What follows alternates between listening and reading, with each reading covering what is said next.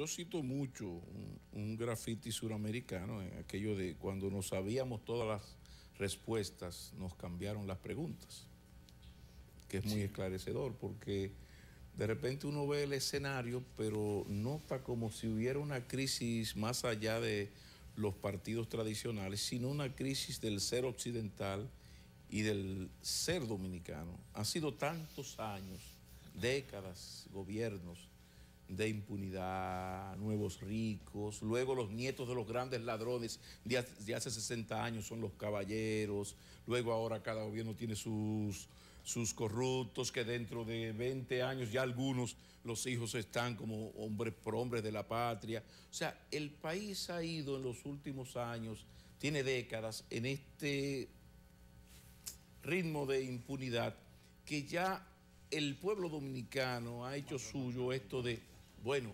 sálvese quien pueda.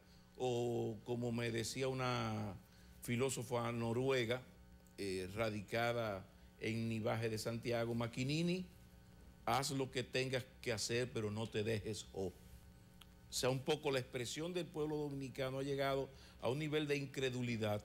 Esto se embromó, a mí lo único que no me perdona esta sociedad es ser pobre. Y cada día que pasa vemos, yo comentaba hoy con los compañeros, que aquí estamos cansones y cansados, y cansando al televidente, porque aquí no importa el tema que nosotros pongamos en la mesa, siempre terminamos como Pepito, la lombriz, el problema de impunidad. O sea, vivimos una gran mentira, pero no el PRD y el PLD, la sociedad dominicana. Entonces, ¿de qué manera puede ver Guillermo Moreno la posibilidad de que haya un cambio, no solo en el PLD o el PRD, sino en el ser dominicano? Sí, mira, Pablo, esto es muy importante, esto que tú planteas, y me obliga un poco a extender esta respuesta. Yo pienso que nosotros hemos carecido de un liderazgo político y social y económico con convicciones democráticas reales, con compromiso social, con autoridad moral, con patriotismo. Y ese liderazgo, la ausencia de ese liderazgo, ha creado un vacío en todos estos años. Mira, nosotros tenemos la llamada transición democrática más larga jamás imaginada, porque desde el año 61 nosotros estamos viviendo una transición democrática. Tenemos 50 años en una transición democrática, y en ese periodo se han producido 3 grandes traiciones al pueblo dominicano y a la sociedad del liderazgo que estuvo llamado a encabezar esa transformación. Primero, todo el movimiento cívico después de la caída de la dictadura, ¿qué terminó haciendo? Derrocando al gobierno democrático del profesor Juan Bosch y repartiéndose las empresas y las tierras del dictador. Por hombres antitrujillistas. Y además de eso, propiciando un gobierno de facto. ¿Qué hizo el pueblo? El pueblo luchó contra eso. El pueblo hizo su papel. Incluso los mejores jóvenes de este país dieron sus vidas. No fue buscando prebendas personales, fue para volver a la democracia, a la institucionalidad, y se escenificó una lucha. ¿Y qué vino como recambio? El gobierno de los 12 años autoritario del doctor Joaquín Balaguer. Entonces ahí se produce otro momento importante. ¿Qué liderazgo parecía el llamado a encabezar eso? El liderazgo del PRD. Porque el PRD entonces encabezó la lucha por la libertad, por la democracia, por la justicia social. ¿Y qué hizo el pueblo en el 78? Votó por el PRD. ¿Y qué hizo el liderazgo del PRD? En 8 años desdibujó este país, y entonces de nuevo volvió el pueblo y reciclaron al doctor Joaquín Balaguer. Segunda gran traición. Y segundo trauma para el pueblo dominicano. Pero fíjate que en cada caso el pueblo dominicano ha hecho su parte. Ha puesto la fe en un liderazgo que él en alguna forma le inspiró. Tercero, el caso del PLD.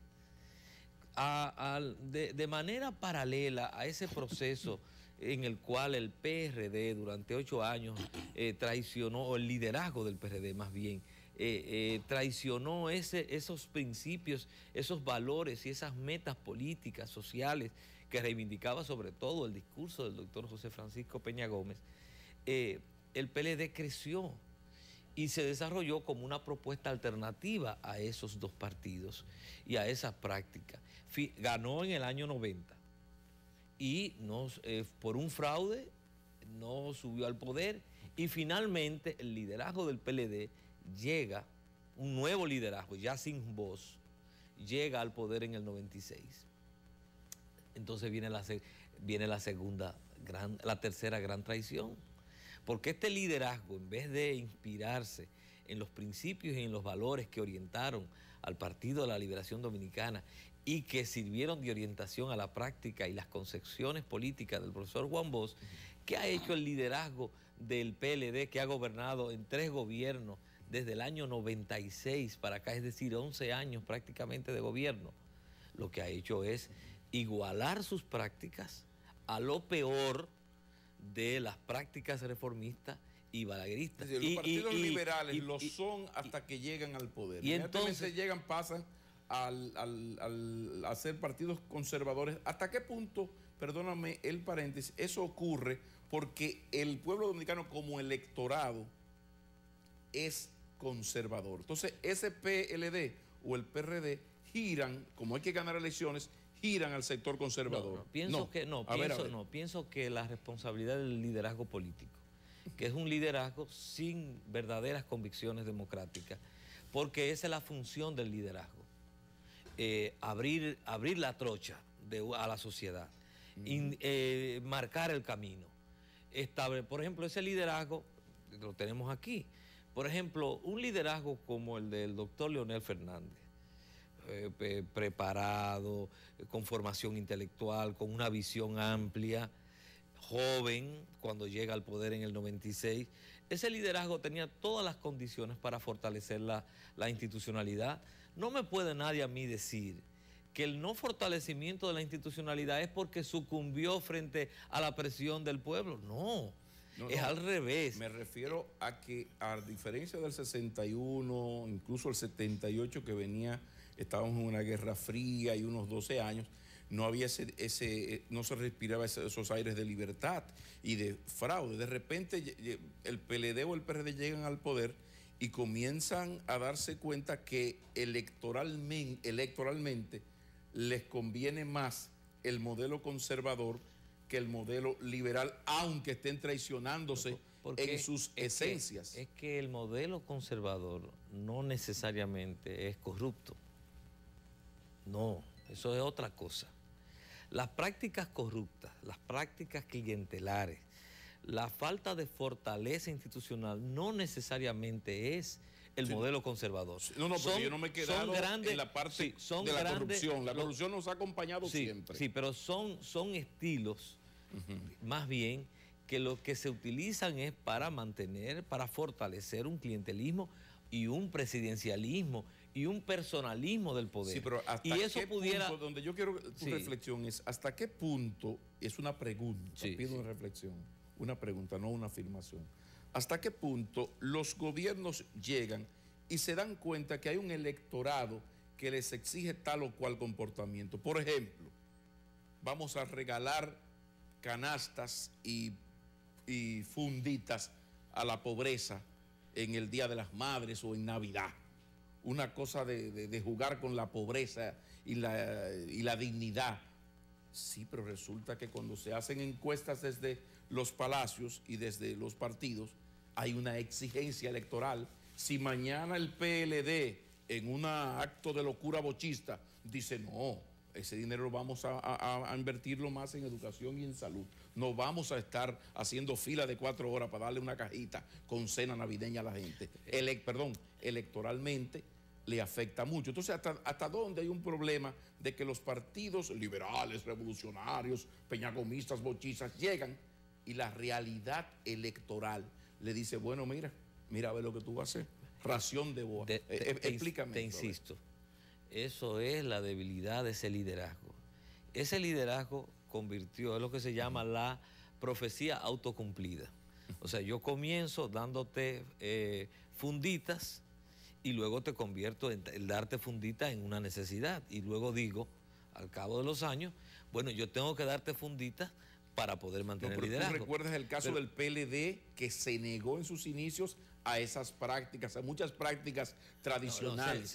Y poco a poco fue soltando, incluso lo de Comesolo viene porque cierta repartición se hacía para no afectar la dignidad de la gente en las noches, recuerda. Entonces llega un momento que el PLD se dio cuenta del diablo, las elecciones se ganan con esta vagabundería. Mira, Pablo, los pueblos y las transformaciones, los liderazgos se validan en estas circunstancias que estamos hablando. Quien comienza haciendo la primera concesión termina haciéndola todas. Nosotros ahora estamos en medio de una campaña electoral. Entonces, si para llegar al poder yo acepto dinero ilícito, después voy a hacer un gobierno igual. Y nosotros decimos no. No es verdad que el fin justifica los medios. Los medios tienen que estar adecuados al fin. Nosotros decimos, no aceptamos ni dinero ilícito ni por medios ilícitos. Sin embargo, hay dos alternativas, Guillermo, que sí hacen eso y hay pruebas, pero esas alternativas tienen el 92% de la intención de voto. Y César Estrella Sadalá hizo un partido y creo que sacó el 0,2%. Entonces, a donde yo quiero llevar, o sea, la crítica a la partidocracia está y la compartimos. Ahora, la reflexión yo la quiero llevar a un problema de que estamos en procesos electorales democráticos, en el sentido de que aquí la democracia electoral funciona y el voto es absolutamente libre. Usted puede andar con Leonel y con Hipólito y con Danilo y votar por quien usted quiera. Sin embargo, esos partidos que hemos visto en esta semana, uno recibió cheques para la campaña del 2004, el otro tenía un comando de campaña en Macorís apoyándole con toda la parafernalia oficial del PRD. Ese es nuestro PLD-PRD, sí, pero esos son los príncipes de las votaciones en un país donde se vota de manera secreta. Entonces, y yo he felicitado a Guillermo Moreno porque pasó del 2% en la encuesta, oye eso.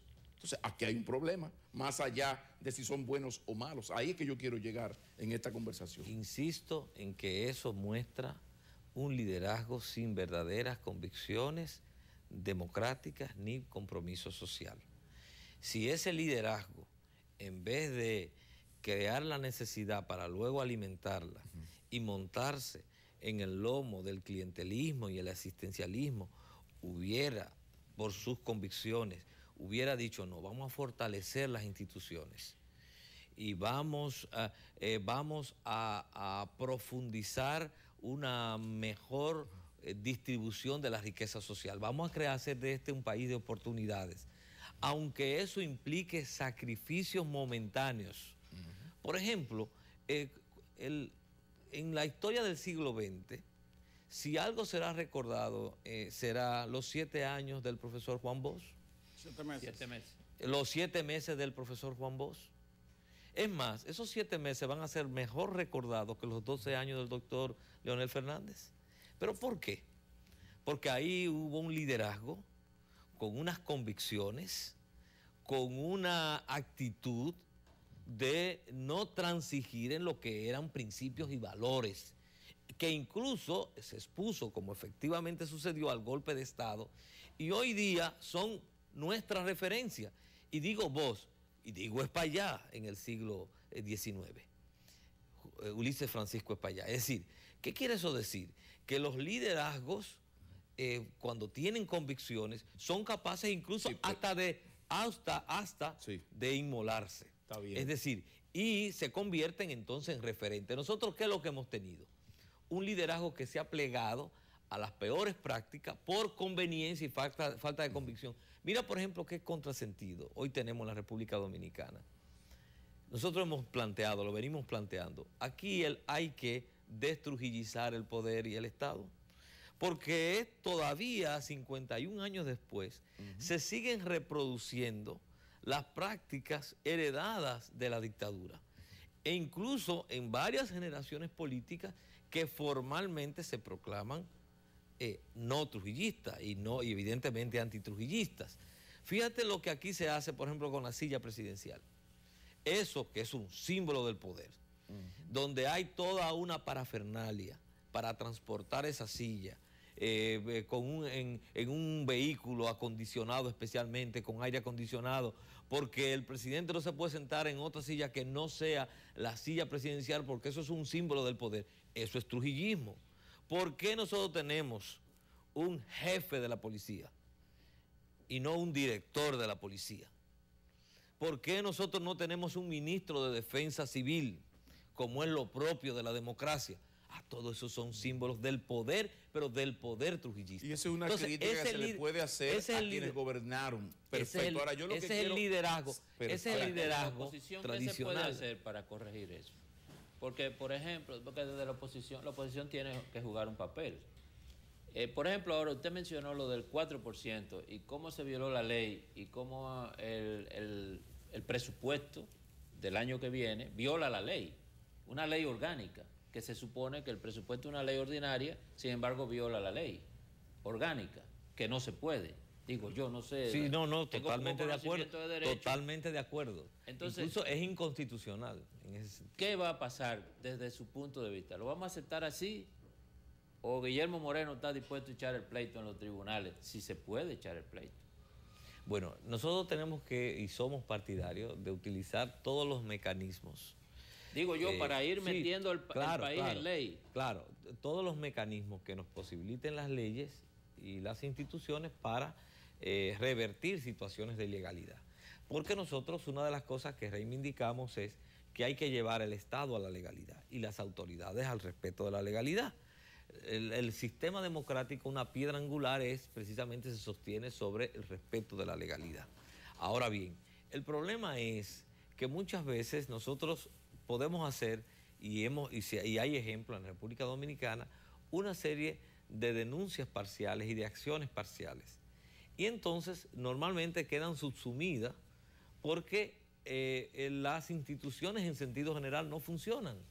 Eso tiene que ver con la justicia, tiene que ver, por ejemplo, la sociedad hizo una acción interesantísima, las organizaciones de la sociedad civil, en el caso de la Sonlan.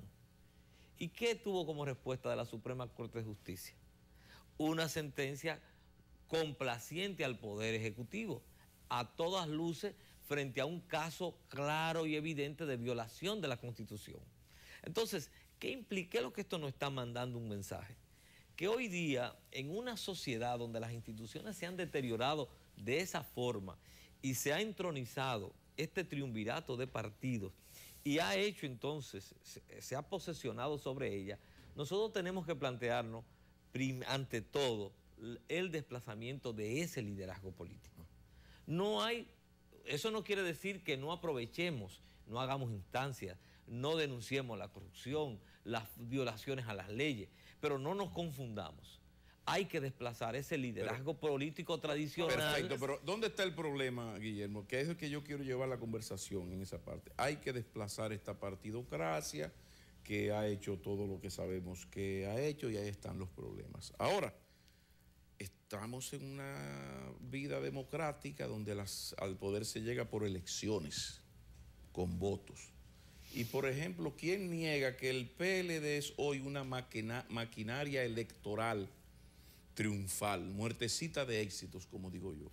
Muy diferente a la maquinaria del 86, por ejemplo, porque las cosas en el PLD comenzaron a cambiar, no necesariamente en el 96, ya cuando Norge Botello era el presidente de la Cámara de Diputados, hubo acuerdos que presentaban ya un PLD que iba alejándose de las posiciones de Bosch. Ahora resulta que en términos, cuidado, no se me malinterprete, en términos de resultados electorales, cuando el PLD abandona a Bosch y se acerca a las prácticas del clientelismo tradicional, prácticas del balaguerismo, de ese PRD 78-82, ¿no? En ese momento comienza ese PLD a convertirse en una máquina triunfal en cada proceso electoral, al punto de que hoy nadie niega que el próximo presidente de la República será o Hipólito Mejía o Danilo Medina. Entonces yo quiero ir más lejos. Podemos hacer 10 programas denunciando las barbaridades de la partidocracia reinante. Tiene sus luces, podemos hablar de de Senasi, podemos hablar del área económica, sí, pero tú sabes a lo que yo me refiero y los amigos también. La impunidad que se respira, gente que no puede explicar lo que tú decías, el origen de sus fortunas, la. Ahora, donde yo quiero ir es el meollo de mi pregunta, de mi reflexión. ¿Qué nos está pasando? Que en un sistema electoral donde la gente vota por quien desee, en la medida en que un partido se aleja de sus postulados éticos fundacionales y se convierte en una maquinaria electoral clientelista para hacer lo que se tenga que hacer, sin importar la ética, para mantener el poder, en ese mismo momento logra el éxito electoral y lleva 2 procesos electorales de triunfo y es posible, está muy empatadito, pero es posible un tercer triunfo. ¿Qué está pasando con el ser dominicano que vota?